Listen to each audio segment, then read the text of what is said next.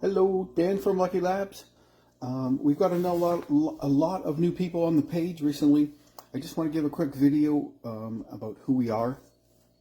So we breed for genetic health. So I'm a veteran from the late 80s when there used to be a West Germany, and our passion is donating dogs to be trained as service dogs for veterans with PTSD, veterans, first responders. So the dog has to be tested for any diseases that we can test for. So we screen our dogs and find out what the moms and dads carry, and we don't mate two together that carry the same thing. That way the puppies are not affected. So we rehome our dogs for life. I would say we rehome 3 to 5 dogs a year. We believe that any breeder that breeds puppies should be responsible for that puppy for the life of the dog. Any breeder who does not care for that puppy and will not take it back or will not be responsible in rehoming that dog is a backyard breeder. I don't even call them breeders. Those are just people that throw 2 dogs together and have puppies. Every responsible breeder should rehome their puppies for life. We do that. We provide support for life. So if you purchase a puppy from us and 10 years down the road they have a liver issue, we call us. We can talk to you about it. We'll tell you if we know anything, if we've experienced anything. We don't always know. We can't always help. We're not vets, so we don't provide medical advice. But if we have heard of a problem or something like that, and we can help you, we definitely will. So we offer lifetime support for the dog. And our focus is on breeding super smart dogs. So we don't breed for looks. Most people want to pick a dog that they like the looks of. We don't even consider looks. Our dogs have to be genetically healthy, so they can serve their handler and be a good pet without, and if you can eliminate genetic disease, why wouldn't you do that? So we do that. We test for everything we can, so that if a service trainer trains one of our dogs and puts $20,000 worth of training hours into the dog, they don't find out it has exercise-induced collapse, and now that money and time is wasted, and a veteran would possibly lose their dog in that case. So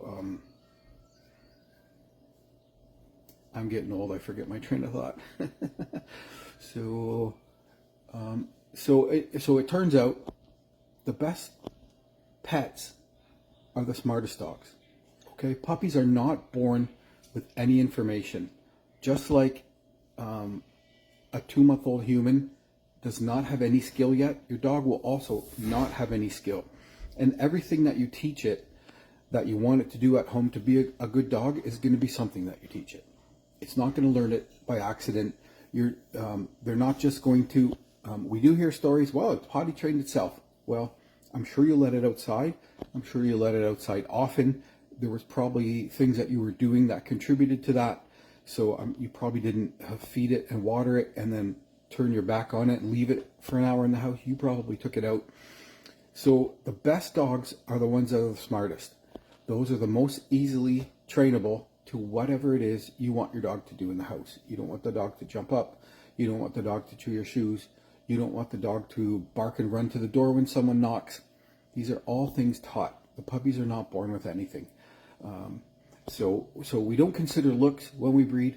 Genetic health, temperament, and intelligence are how we decide to mate a pair together.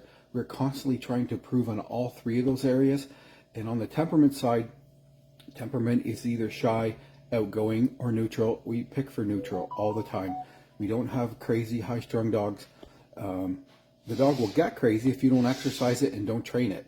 I always tell people, a crazy dog, if it's trained properly, you'll issue the sit command, the crazy dog will sit and it will not move until you release it.